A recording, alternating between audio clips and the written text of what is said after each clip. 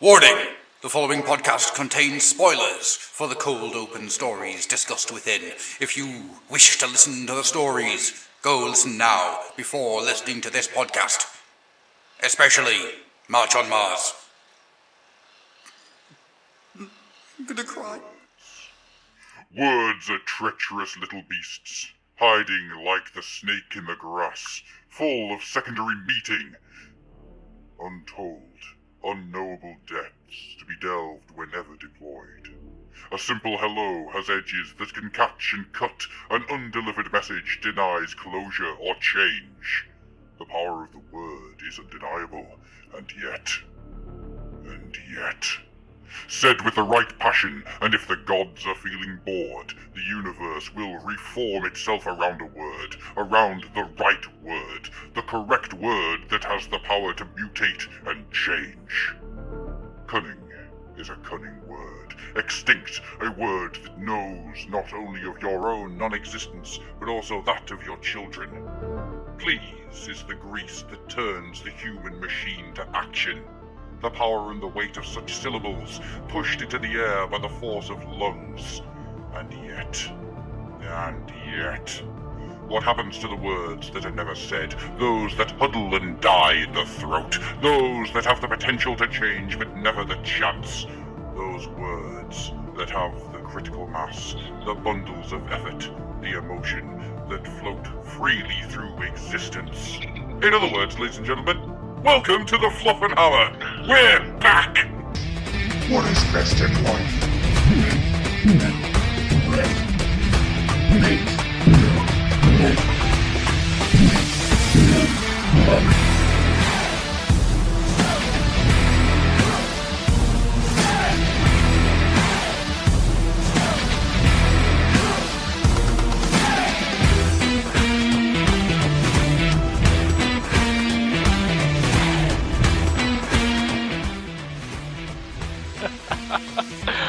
I must say, I've missed the cold openings.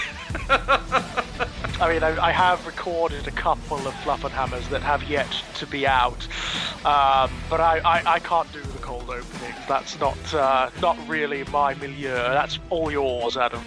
You need to be as an overblown personality as I am! Stop being subtle, George! If only I could. But we're not alone today, George. We aren't. We are not alone.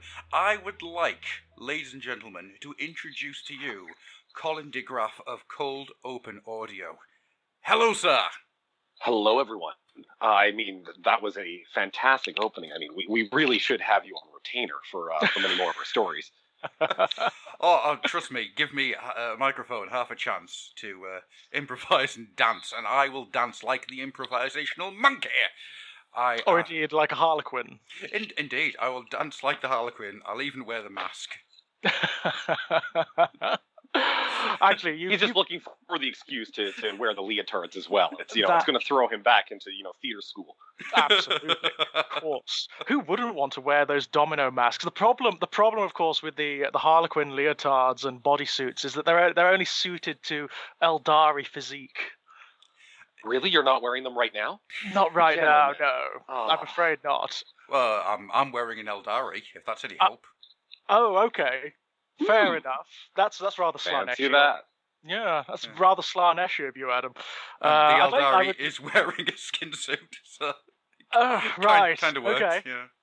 I would love to say that I'm resplendent in Zechian robes that are made of shifting light, but that wouldn't be true either. More sort of sweaty tracksuit stuff. That's more true, I'm afraid to say. So you've got Nergillion in your dress today rather than Zeech. Well, no, despite our respective loyalties, I mean, I like to advertise myself as a servant of Slanesh. It does seem that Nurgle turns up more often on this podcast, does he not? True enough. I've also just realised that me saying I was wearing an Eldari who was wearing a skin suit means I've just become a 40k version of a turducken. Moving on. Moving on very quickly. Swiftly on. This moment brought to you by Fluffenhammer Fashion Talk.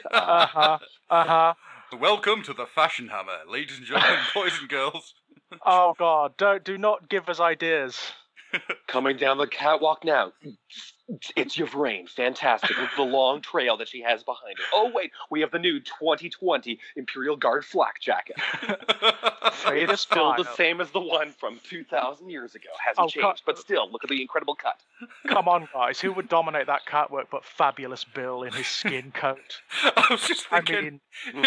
I mean, come on. Come on. Fabius Bile wearing Year 7 faces. Anyway, yes, we are going to do a serious podcast at some point here. We have things to discuss, apparently. We do, and a lot of that is actually to do with our guest. So, Absolutely, Colyn, yes. I'm going to just throw. I'm going to throw you to the wolves here a little bit. Not the space wolves. It's all right. Just normal wolves. Oh, thank you.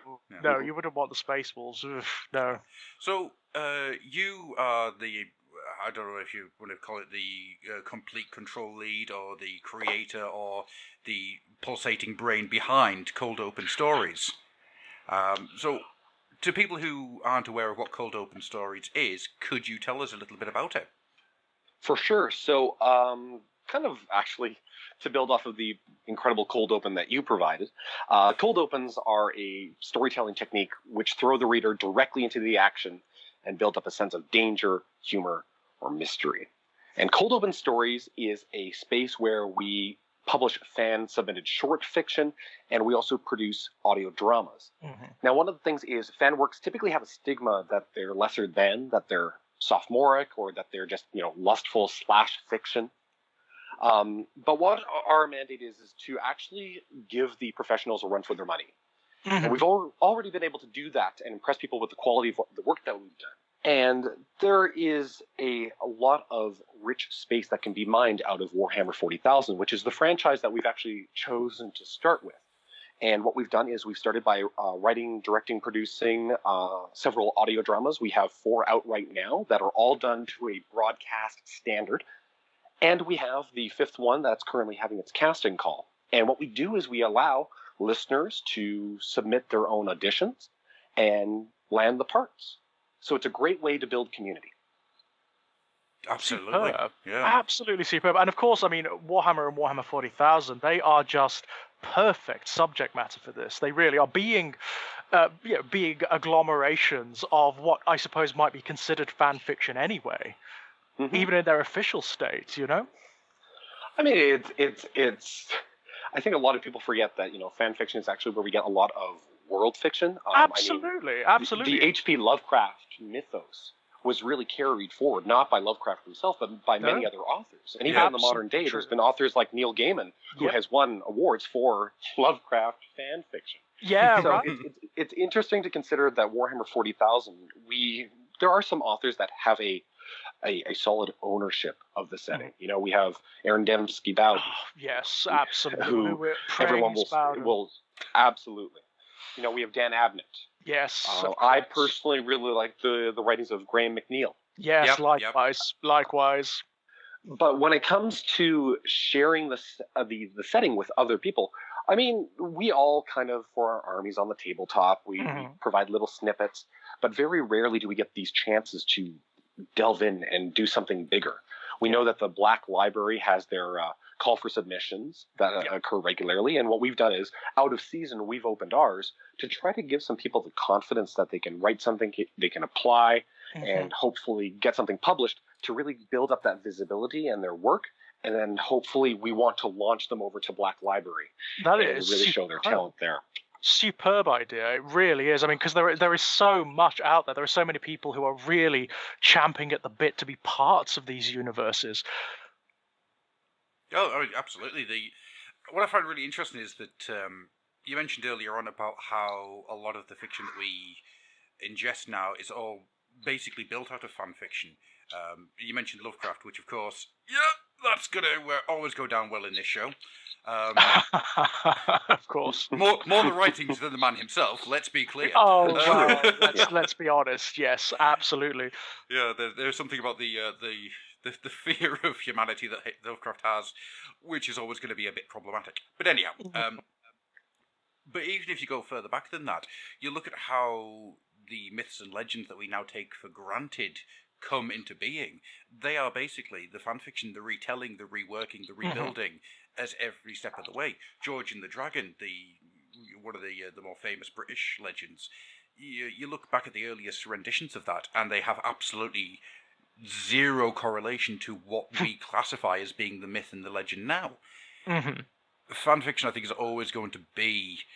It gets weird because the rise of the internet has created a genre, a couple of genres of fanfiction, which are always going to be... please no thank you, to a lot of people. But the sheer act of storytelling, I think, is one that is becoming more and more prevalent with the rise of the internet.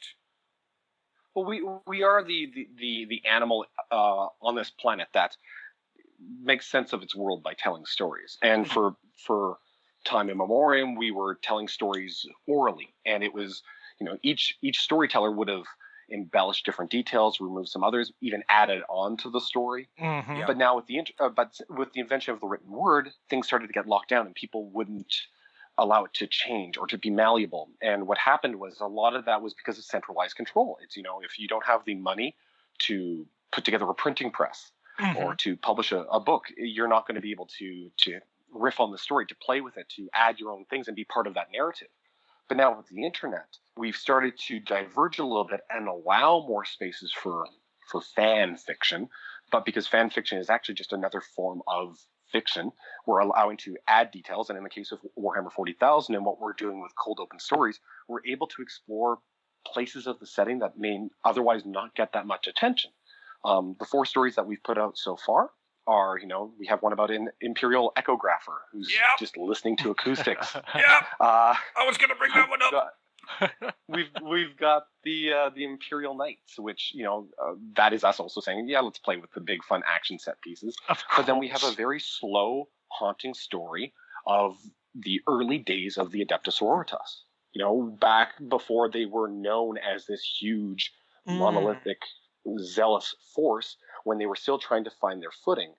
And then we get something where it's a bit more of a descent into darkness after the opening of the Cicatrix Maledictum with ACOG and Crimson, which doesn't have a lot of fiction tied to it yet because it's brand new to the set.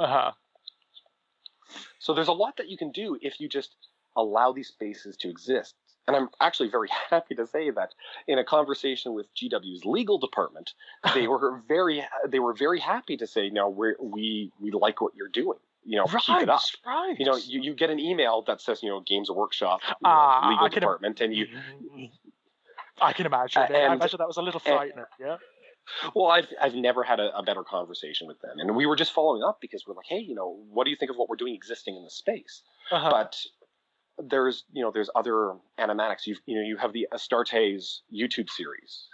You've got the Death of Hope. You've got these other video platforms where audio drama is a bit different. I think that those have a lot more mainstream appeal because it's visual. People can look at it and go, wow, that Space Marine looks badass. But for us to say, actually, we're telling a story of a father making his way through a hive city during a Gene Skeeler uprising. I love that. It's a little more nuanced. You have to spend a little bit more time just privately thinking, well, what does this look like? You can't just sit back and just let the video wash over you. You have to engage with the fiction in a different way. Of course, yes. And I love the fact that what you've done is created a space where the stories that would otherwise perhaps go untold are allowed to be explored and expressed a little bit more. One of the things I do enjoy so much of the Black Library fiction, but part of the thing that restricts it, of course, is the market force. The Black Library fiction has to sell. It has to cater to what's going on in the wider gaming environment, whereas your fiction can be anything, technically. Well, it's also because it's shorter in and out, right? Like these each of the audio dramas you can listen to in 20 to 45 minutes. And with the short fiction call for submissions that we've currently been running, you can also kind of digest those. They're short fiction. They're under 6,000, 8,000 words. You can just get away with reading it in a short session or in an afternoon.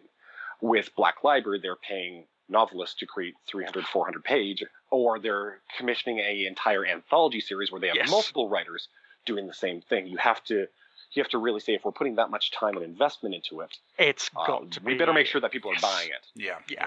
Of course. I mean, that said, Something that we've certainly noticed more recently is that the fiction from Black Library is diversifying quite significantly. It seems to be exploring some of the more niche elements of the gaming worlds and universes, which is bring it on, absolutely bring it on.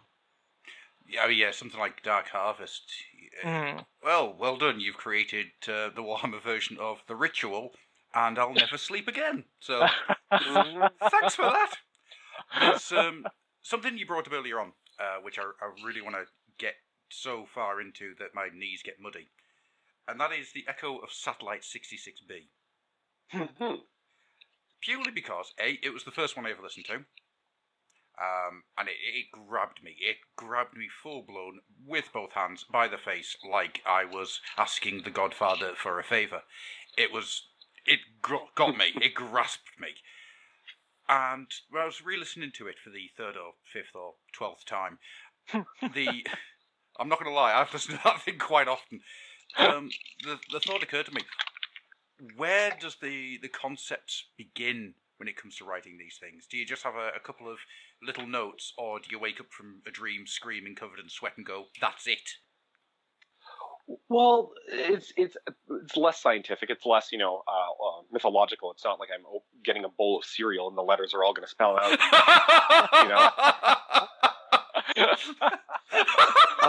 A message from the warp in a bowl of cereal. Yeah. Super. Cornflakes. It's definitely less cornflakes. Oh God. Dear me. No, it's far less than that, but it is still something different. What I do is I have what I've started with is I have all of the logos for the armies, and I just look at them and I say, what does this symbol mean based on what I know about the institution, and what do I think is cool? And I mean, most of the time we think of authors and directors as these people who put tons of forework and planning into it, and make no mistake, there is a lot that goes into these. But where the idea generation comes from is, what is something that I like about this? And with Echo, it was the Imperial Navy, and I was just so curious about the idea of this galactic spanning, or throughout the entire solar system, this institution of war. But clearly, there are going to be people who just sit there. Yeah. Because it's the Imperium, and there's a lot of misuse of resources. Right. And then what happened was, I was really, Echo of Satellite 66B was a proof of concept. So I'm really trying to come up with saying, what are things I want to do? Well, one, I want to play with some unique sound design, and there was a sound at the end of that episode that for me was where everything became based around. It was, that sound was where the real nexus of the story started, and just kind of went from there.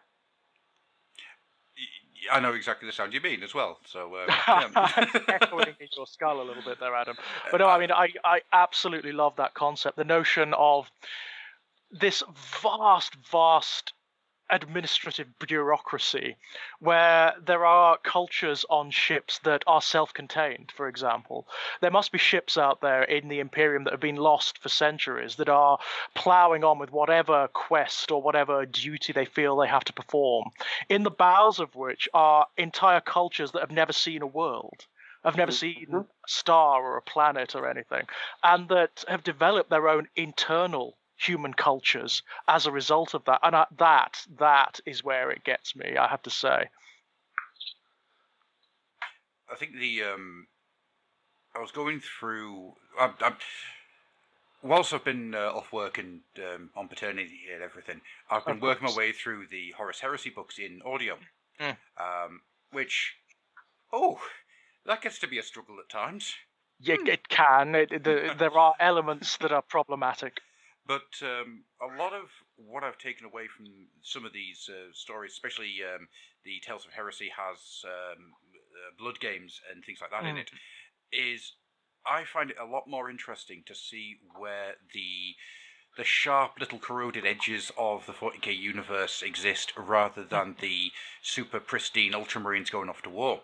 And I think something about the Echo of Satellite 66B showing this guy, and this is his life, Yeah. And it becomes the oh, my brain really isn't working. It almost becomes a corruption of his work that takes over and becomes an obsession and becomes everything else.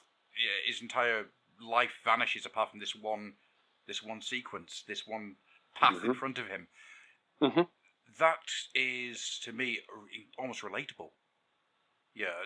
Well, I mean, the amount of time that we put into our hobbies, that they can become obsessions. I mean, I personally have struggled with hyperfocus and with my own mental health to say, when I latch onto something, it's very hard for me to get outside the tunnel vision that exists for that one item. And so I think that's where a lot of the characters' motivations pull from for me as well. I've just realised, have we accidentally just created our own support group for this? I think all three of us have that problem. My name is Colyn. Welcome to Fluffenhammer, everyone. Thank you. This is our very special episode. Welcome to Fluffers Anonymous. Wait, no. That's an entirely other thing, isn't it? That's an entirely other thing. Back away. Back off from that one a little bit, I think. Yeah. But yeah, Colyn has disconnected from the call. I don't know what happened to him. But no, I mean, I love that notion. There is a sort of central irony in the Imperium, isn't there? In the sense that its overriding ethos is that it is to defend humanity. It is to ensure that humanity survives. And yet you have these situations where humanity itself is corroded down to its function. And that function subsumes all, to the point whereby in a lot of situations it physically and biologically degrades humanity. Mm-hmm. I love that. So. I mean, I love playing with that as well. Like the Warhammer 40,000 universe is just so rich, and I think we should probably at this moment also take a moment to say spoiler warning to the listeners, because if we start to go deeper into some of these stories, I feel like I'm kind of talking around the edges of my face, specifically about Echo, of some of the themes and tropes that we're playing with. If you haven't, you might want to hop online, listen to them, and then engage with the rest of the conversation. Absolutely. Oh, by the way, links below, ladies and gentlemen. If you want to listen to any of these stories or engage with them, there will be links below, and also to the submissions guides and whatnot for Cold Open. There will. Everyone who's listening to this will now know, but there has been a little spoiler warning at the front, so don't worry about that. I've totally forgot where I was going now. Oh, bugger. So, what armies do you play then? Because I know that we're kind of talking about Cold Open, but I'm actually interested to see where your journey began as well, how you got to this point. Sure. So back in junior high school, there was a friend of mine. She was dating this guy at the time who played orcs, and there was a place where I live in Calgary, Canada, and there was a game store, and she's like, "Yeah, I'm going to go over see him." I'm like, "This sounds kind of neat. I'll go over." And I got to see him there playing orcs, and there was a bunch of just display model Space Marines, and he said, "Okay, you play." I'm like, "Sounds great." And I got absolutely whomped. As we do. I mean, he wasn't even nice about it. Was he standing on the table just going, "Here we go"? Well, she's kind of at the side of the table just mouthing the words like, "I'm sorry." Like it really was something else. And she had played as well, and I'm just looking at the two of them. I'm like, I have no idea what I'm doing. Fast forward to after I had completed my bachelor's in university, my master's, and as one does when you're trying to complete large degrees, you're going, "Oh my God, I just don't want to do this right now." And this was around the time of the launch of the new 8th edition. It was right before. And there was the launch of it was Greyfax, Celestine, and Belisarius Call. Yeah. And those three images together, for me, was a pure distillation of what is, the Imperium. Yeah. You've got faith, you've got the mechanical wonder and nightmare of the Mechanicus, and then you have the zealotry and the institution of the Inquisition. And I bought the box. I sold everything except Belisarius Call, who became my first Warhammer 40,000 model. I built up my Adeptus Mechanicus army, And that is the only army that I've had or that I play. I don't get as much time to play the game as I'd like, maybe, once a month. Mm-hmm. But the rest of the time, I'm engaging with them through other artistic means. Yeah. Of course, yeah. It's the universe more than anything, yeah, that's really drawing you in, as it does many of us, I believe. Absolutely.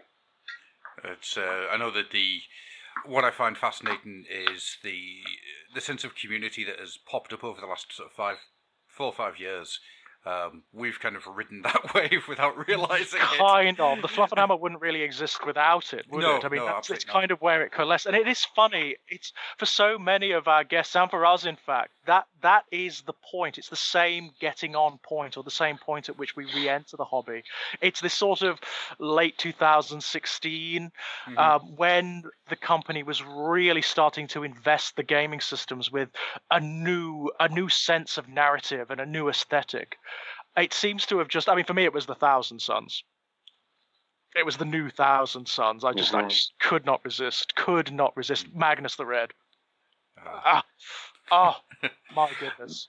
The idea of those numbers, though, is interesting to me because Cold Open Stories has been very fortunate to have some incredible partners, yourselves included. But we've had other podcasts that have been very kind to be sharing the work that we've done. There's another Warhammer podcast that exists here in the city with me that I've been able to hop on a few times and make guest appearances. But I've looked at the number of auditions that have come in for the different audio dramas and just looked at the way that the number has grown of people who want to play in this setting. And it's funny because there's a lot of husbands who are like, hey, my wife just told me I should give this a shot. Like they need some sort of excuse to be doing funny voices when they're already, we're all painting small plastic models. I'm like, dude, there's no judgment here. You're fine. Go right ahead. Absolutely. I mean, but with Echo Satellite 66B, we had 7 auditions. With March for Mars, we had 48. With When All Lights Have Gone Out, 116.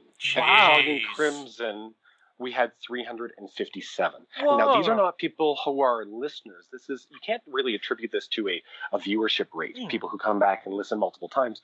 These are people taking the time to record full audition pieces because they want to be a part of what we're doing and to look at that growth. And now that we've opened our latest casting call on however small, however hidden, already we've only had it open. This will date the episode, but we've had it open for 48 hours or so, and we've already received 32 auditions. Wow! Whoa! So it's increasing exponentially, isn't it? I mean, if looking at the sort of doubling that we have, the rule of 2, and I'm just like, this is great, but it's also one where it does take a significant amount of time and resources to listen through all of these. But I'm really happy to do so because there's so many people who are just, trying their best, and we've made the barrier to entry a lot easier. We've actually provided a series of voice acting guides on our website because many people were like, I don't know what microphone to get. I don't know how to act. I just, want to try something new. And so we have a couple different ways that people can learn about how they can get involved. Absolutely superb. And is it the same with the written submissions as well? I imagine. So written submissions is definitely new. Yeah, we haven't. This is our first time opening for the written submissions. So we've received a couple of those. Admittedly, the one challenge is word count. A lot of people, read the requirements. Yes. We either have things that are coming in that are far too short or exponentially too long. Of and course. we're trying to maintain what a cold open is that you get into the story, you get out, and you've felt something in a short amount of time. Yeah. And with the written submissions, we're getting some really great work. Really happy to see what the results of that will be after we close the submissions in just over a week. Fantastic stuff. I mean, it's just, I think it's absolutely superb what you're doing here. The way it does seem to be reflective of what's happening in the wider culture. As Adam was saying, you've got all of these new podcasts and things cropping up as a result of the renewed enthusiasm for the hobby and for the universe. And now that we're getting these more creative and involved elements cropping up as well, I think it's wonderful. Well, 40K is about art. You're putting paint on plastic, and that form of art. But the arts, like capital A of performing art, has been really underrepresented. And actually, just since Cold Open Stories started, I've started to see a couple more produced audio dramas come out.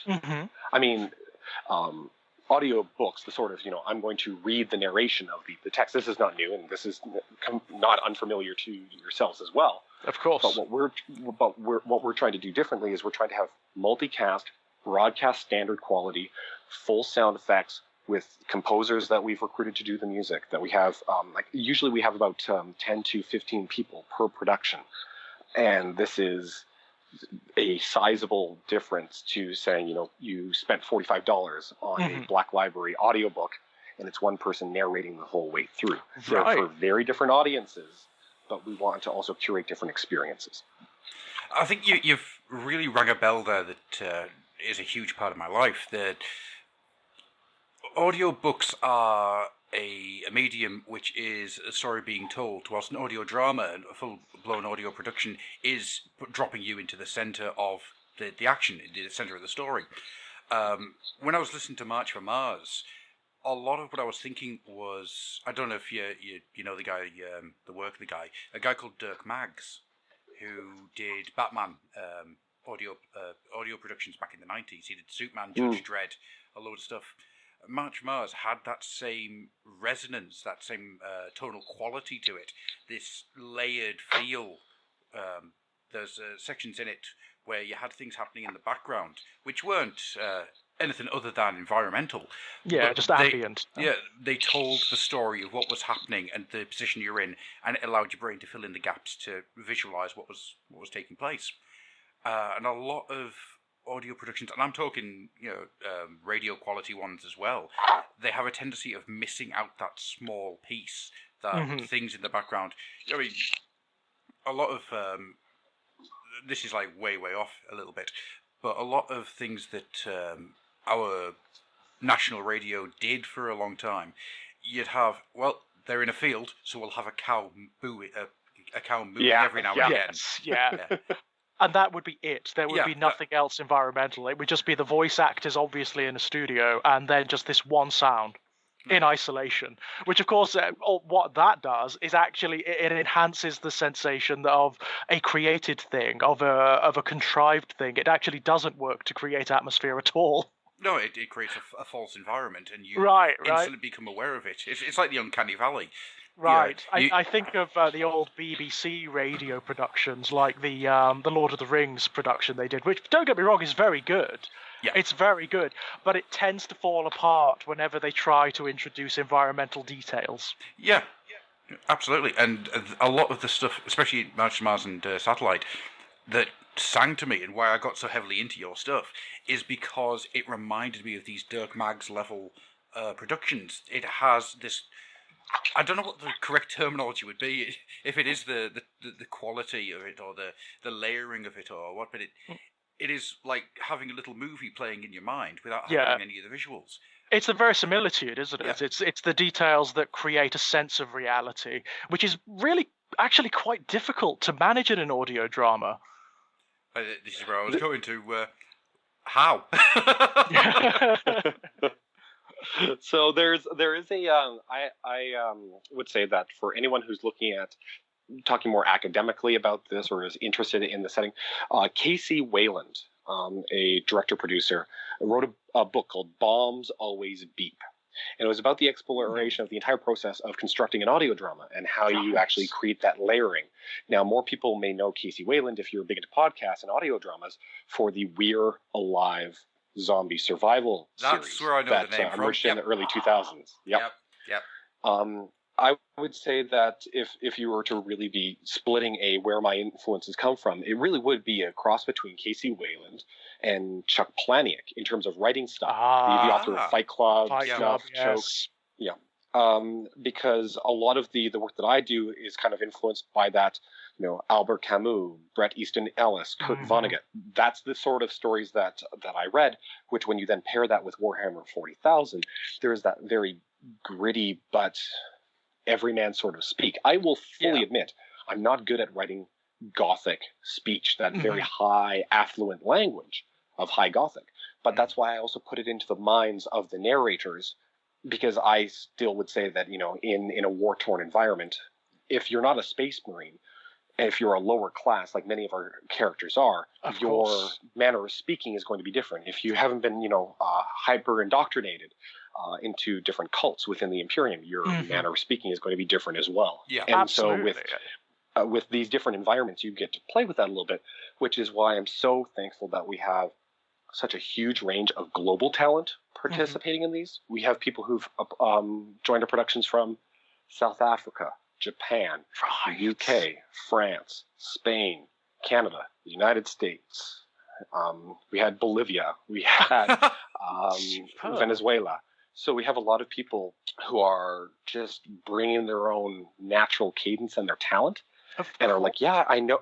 Some people know about Warhammer 40,000. They're like, I love the setting. I want to be a part of this. Of course. We have some people who are saying, I am only sort of familiar with it. More importantly for me, we've actually had members within the Games Workshop and Black Library community working say, I can't actually publicly endorse this because of the work that we're doing. But we think that you're on the right track. And for me, I look at things that Games Workshop has done with, my fellow Canadian Robert Boyland, who did the Hell's Reach animation series. Yeah. I think that, give the fans a place to carve out, to get better, to really, nail what they're doing, and then see if you can bring that talent back in. Yeah. And, or share it and make it more visible. Because that's, with the recent Blood Angels announcement of that animated series. And we were actually the ones promoting the casting call for the new animation series that Games Workshop was doing a casting call in Nottingham for. It amazed me that none of the other YouTubers or podcasters or any other news sources had actually hit on that. Right. But inside, because we follow voice acting, when we looked at the casting call, there's art assets in there of an Inquisitor, of a Imperial Assassin that we saw days before. And then Games Workshop, after the casting call and the news of that broke, they put out the article on their website showing, here's the picture of the person with the art assets and all these things. And I'm saying everything starts with humans and art. Yeah. You have to draw the art asset before it becomes a model. You have to write the script before you hire the actors. So if you're just following those back to their inception, it's going to give you a lot of clues about where Games Workshop's going to be in 1 to 2 years in terms of their media reach. Right. Yeah. I mean, as I was saying earlier, the company's ethos seems to have changed so significantly in that regard over the last half a decade or so. There was a time, of course, when the company was a little bit more closed off. I think that's fair to say, and a little bit more punitive with regards to fan-created projects. They were a little bit more possessive of their IPs, but now it seems that they've gone in entirely the other direction. They are cultivating fan input and fan created projects and using that quite rightly as not just a mode of free advertising, but also as a way of measuring where the creative talent is going to be coming from over the next 10 years or so.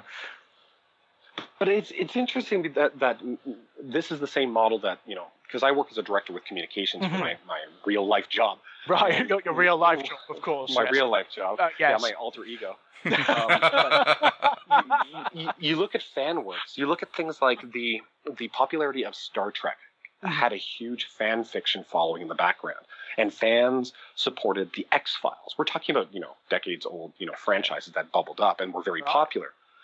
But it is all about, you have to nurture your audience. You have to get them engaged and you have to play this game of play a little bit. Yeah. And they'll help spread the word. They are your champions. They are your best advocates. But what we're seeing now is a lot of really talented people showing up, like Boylan, and we're just like, holy smokes, like, let's hire these people. They're amazing. Right, and these are the people who are actually ensuring that the hobby sustains, that it continues into new generations. I mean, there are multiple examples of this in various different formats. Comic books are a very good example. I mean, obviously, comic books rely upon that very phenomena. The artists and writers of now were the fans of yesteryear or yesterdecade. A franchise that Adam and I are quite closely affiliated with, the Transformers from the 1980s, of course, which could have died a death very easily, like so many franchises based on toy lines, but which now is sustained by people who were fans of that franchise as children. Absolutely. I was actually just thinking earlier on, I wonder if the audio drama of the death of Optimus Prime that I produced a couple of years back still exists. Oh, goodness, wow. I'm going to have to dig that out to see if it's still there. I want to see how bad that sounds. Right. But it's more than that, though, isn't it? I mean, the fans aren't just sustaining the franchises; they're actually extrapolating them. They're making them more than they ever could have been once upon a time, because they're actually taking them into new contexts. They're introducing new perspectives, and I've certainly noticed that certainly in Warhammer 40,000 and Age of Sigmar of late. Mm-hmm. I mean, it's expanding into territories I never would have thought that it ever would. I think that's a lot to do with the drive behind it, though. For so long, there's been a certain mindset of what these franchises can and can't do. Right. And as time's gone on, people like yourself have been able to push that and go different routes, and then the big wigs over at Games Workshop Central will be going, oh, never considered actually doing this. Right. I mean, Yeah. you think about an animation, Games Workshop animation. They did one once in Ultramarines, and it didn't work. Yeah. And it didn't work because it wasn't thought through. It just wasn't given enough time, given enough space. Who knows? But for whatever reason, it didn't work, and they shied away from it rather than looking at how to try and improve on it. Mm-hmm. And it's taken, 10 years for them to turn around and get to having another go. Mm-hmm. In fact, more than 10 years. Mm-hmm. Absolutely. 1 second. Oh. Lots of things. I guess the only other thing that I'd add to that is just with audio dramas, with what we're doing with cold open stories, is that fans want to be a part of the universes that they love. Of course they do. Of course they do. I mean, the reason we're here is because we have a certain degree of attachment and association with this material. And it really is most fans' dream, isn't it, to be able to influence it in some way, to contribute to it. Mm-hmm. And of course, the Warhammer 40,000 universe is perfect in that regard because it is so expansive, it's so huge. You can pretty much do what you like with it. There is so much material to explore here. It can be quite intimidating, I imagine. Well, I'll just say, and they will know no fear. You know, in writing these, it's like whatever. It's. I think that if it was something like, all right, you're going to be writing a Black Library audio drama, right? The stakes would be much higher. But for this, I'm saying, well, let's write and produce something that I, as a fan, would like. And again, going through that little rotisserie line of, okay, this one's going to be Imperial Navy. This one's going to be the Knights. Mm-hmm. This one's going to be the Adeptus Sororitas, the Adeptus Mechanicus, Gene Stealer Cult. So we're just making our way through and saying, let's pick one each. And I'm really excited, though, to be inviting in other narrative voices. With our short fiction submission, one of the short stories that is submitted, we are going to then adapt into an audio drama. Based entirely off of that submission. And we've recently recruited in Stephen Rhodes, who is collaborating on the most recent story, however small, however hidden. We're co-writing that. For people who don't know Stephen or his work, he is a narrative designer and writer. He worked on Gods and Monsters, Assassin's Creed Odyssey, Wrath and Glory for Warhammer, Witcher 3. So we're trying to open up the doors to people who don't have contractual obligations with Games Workshop and just say, let's just play in the setting. Absolutely superb. And I just love the fact that we've come to a point where this is possible. Where it's something that not only can exist, but can actually flourish. Absolutely. There's one thing I really wanted to talk to you about before. I'm just aware that we're kind of running out of time here for you. And that is, at what point did you realise that you made a Titan sympathetic? Right from the minute that I decided to have words, that it would only have beeps, because in many ways this is just R2-D2 written at several 100 feet tall. With March for Mars, that was a lot of fun, actually. What we were trying to do with that one is do a story without any internal monologue, just to see how that would change the story. And I think what that did is it actually made that last beat land a little bit better because there hasn't been any sort of twist or internal conversation. So we're like, wow, that's a bit of a shift. But each story, we're trying to do something different. We always have to be pushing. We always have to be changing. Yeah. I mean, really where I think a lot of people said, well, that's really interesting. That's neat. It's grabbed me. When we got to When All Lights Have Gone Out, that's when, for us, at least internally, things changed. And it became this larger deal. It became a lot larger of a deal for the work we're doing because we got nominated for 2 Audioverse awards, and we're being held with other podcasters and audio drama production groups that were like, this is fan fiction, which is not typically even submitted. It's only original work. But they had made exceptions just so they could bring our stuff in because of the quality of the work. Right. And I'm like, thank you so much for making those exceptions. That's fantastic. That is incredible. But I was just blown away. And the 2 nominees that we had for that, we had Carrie Schultens and Carla Mack, both received nominations for Best Actress in a Leading and a Supporting Role for that. They were the 2 the 2 Sisters of Battle carrying out the story. One kind, one less so, and that one is also where we were a lot more confident with our not just our sound design but length, because we had tried to. Echo is short. It's under 20 minutes. Yeah. March for Mars, shorter because there's no narration. We just want to play. When we got to When All Lights Have Gone Out, we're looking at 40 plus minutes, and I was very scared about keeping people's attention because. This is a little bit longer than a commute. A lot of people aren't going to, sit in their home on a podcast player and just, sip some, cognac and just be like, yes, this is quite the incredible experience. And just that's enjoy exactly what I did.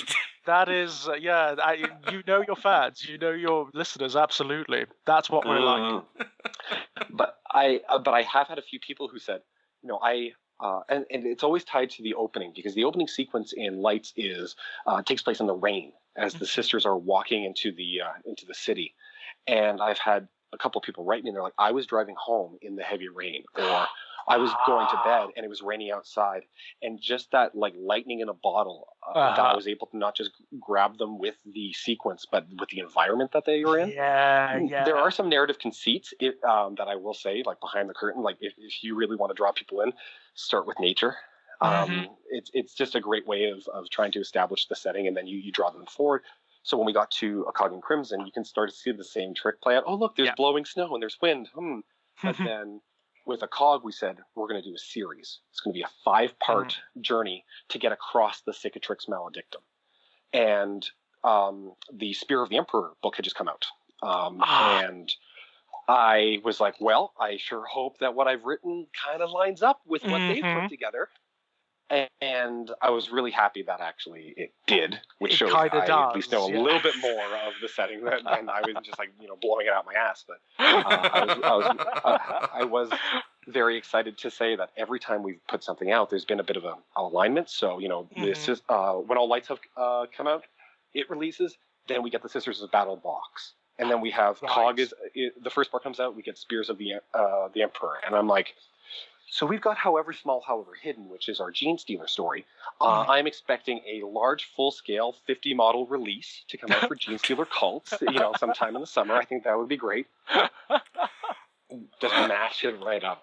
Well, you're not a million miles away because they announced that to start collecting box, didn't they? Right. Yes. Isn't there now some Gene Stealer cultery going on in Psychic Awakening as well? So it's almost like I know something. Right. I'm sure I've heard rumors of Gene Stealer cults in Necromunda as well. So Right, absolutely. No, we're really happy to be playing in the setting, and moreover, like we have the casting call for However Small, However Hidden out now. People can apply for that before the end of March. The short fiction ends March 5th. We've got these overlapping timelines, and we've just got a great team. We've got we have a partnership with Officio Audiorum, our composer Robert, who does the music for each of the programs. We actually have Stephen Knives, who is actually come in to do the recent promo materials, the composing for that. So these are original works. Like we're doing all of the music, we're doing the sound design, all of the original actors. This is from scripts that we write. This isn't from any property that Games Workshop has written. So we're just really happy that we're creating something new in the setting, and people can jump in and, like a cold open, they can just feel, whisked away into this setting. Brilliance. Absolutely superb. Yeah, this is wonderful. This is exactly what we want to promote on the Fluffenhammer. It really is. It's absolutely fantastic. Guys, Cold Open Stories, links down below. Go and check them out, all right? And with that, I think there's not much else I can say other than, God damn it, you made me feel sorry for a Titan. Right. So thanks for that. It was only programmed to love. No.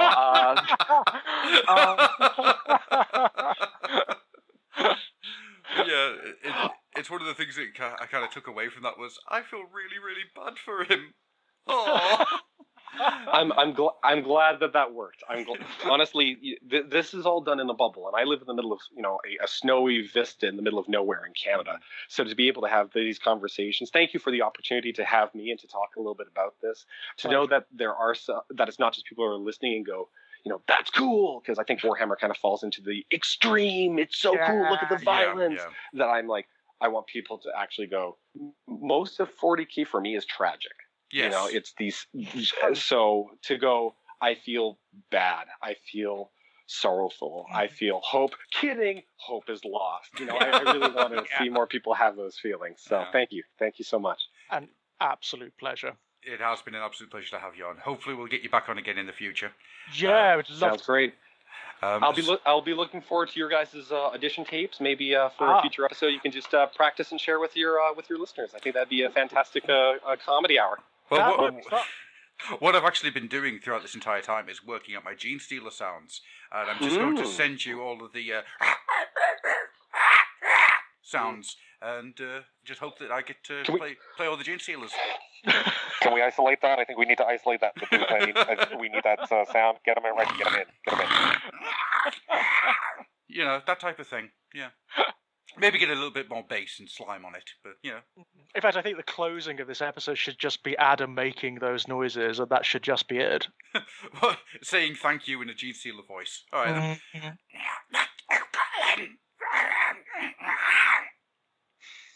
Translation, of course, was thank you for joining us today, Colin. It's been an absolute pleasure. Thanks, guys. Take care, everyone. Bye-bye now. Bye-bye.